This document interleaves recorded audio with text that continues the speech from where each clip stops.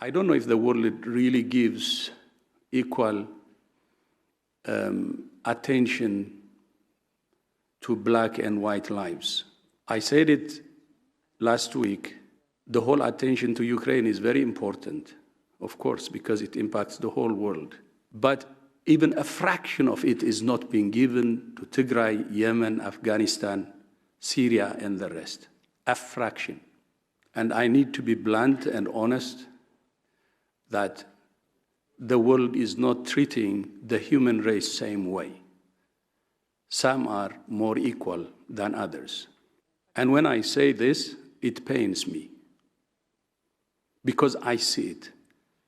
But I hope the world comes back to its senses and treats all human life equally.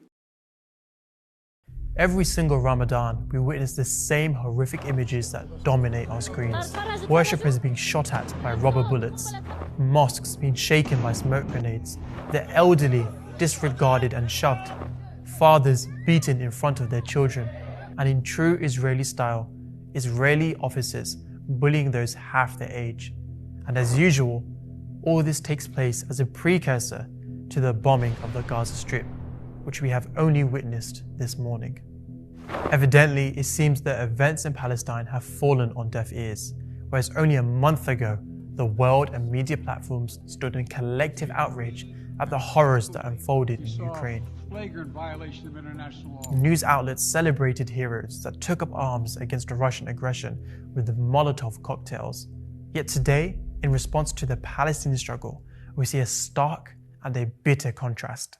Media outlets continue to reduce Israeli aggression to a mere clash between opposing sides.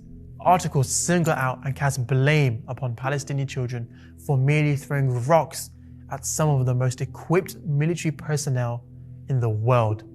Let's be clear, this is not a clash. The United Nations, alongside Amnesty International, have actively labeled Israel as an apartheid state, so you would expect that the language should change.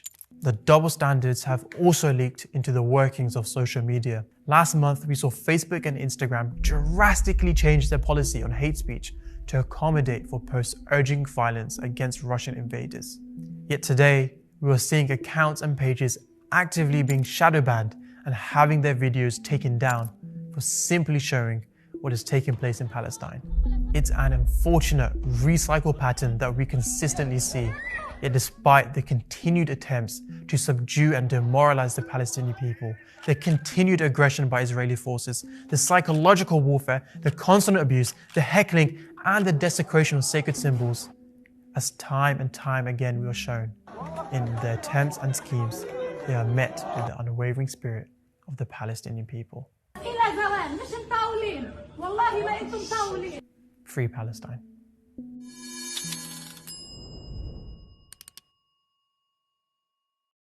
I don't understand people who can sit there and watch an entire people being humiliated, subjugated, and ruthlessly oppressed every day by an occupying military force and then attribute equal blame to unarmed Palestinian civilians. I mean, how morally bankrupt do you have to be to utter such a thing?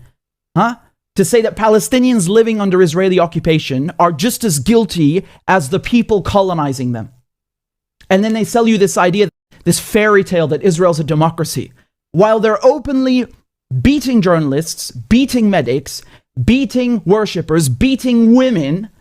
Where are all the Western feminists? You want to talk about women's rights, but when Palestinian women are being beaten in the street, suddenly you have nothing to say?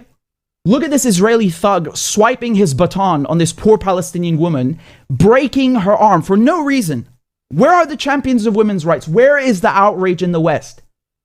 I guess it's her fault for not being born Ukrainian. Maybe if she was Ukrainian instead of Palestinian and Muslim, then people would care. Do you know how insulting that is to go into a holy place while people are praying during Ramadan, beat them up, handcuff them, and just throw them around like sacks of meat? I'm not even Muslim, and I am insulted. I'm offended. And I shudder to think what would happen if Palestinians went into a synagogue and started firing tear gas at people while they're praying. The reaction around the world would be nuclear, and rightfully so. So where's the outrage here? Why the double standard? How can the media see images of this, of Palestinians being handcuffed and thrown around in a place of worship, and all they do is make excuses for Israel? You know, that building, the Aqsa Mosque, has been there for over 1,000 years. Look how they smashed the windows and the doors like it's some used car. And this is the second year in a row that the Israelis have done this. And the last time, a war broke out. You know, Palestinians are living 2-3 generations as refugees on their own land. They have no state, they have no equal rights, no armed forces.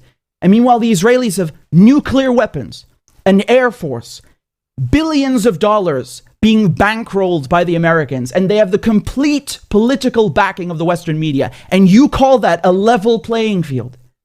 There is nothing about this that is even remotely comparable. Anybody calling this a clash or going, oh, it's complicated, is either clueless or being dishonest. And the media, they always have these colorful, creative ways to avoid saying that Israel is occupying Palestine. Oh, it's both sides being violent. Oh, there are tensions because it's Easter and Passover and Ramadan coinciding. No. Get one thing straight. There are no tensions between Muslims and Christians and Jews. There are only tensions between colonizers and the colonized. Get that straight.